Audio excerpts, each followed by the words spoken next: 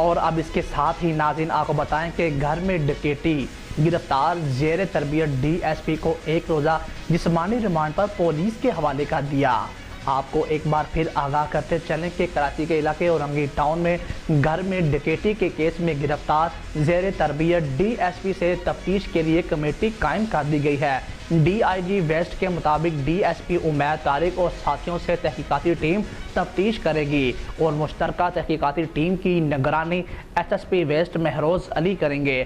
اور دوسری جانب زیر تربیت D S P Umair Tariq کو تاجر کے گھر میں ڈکیتی کے کیس میں جوڈیشل مجسٹریٹ گربی کی عدالت میں پیش کیا گیا۔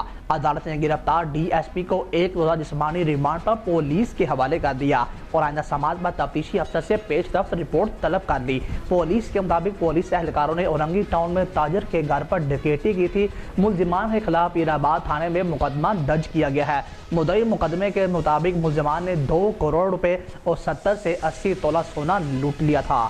پولیس کے مطابق زیر تربیت ڈی ایس پی اور ساتھی پولیس اہلکار بھی اس مقدمے میں گرفتار ہیں۔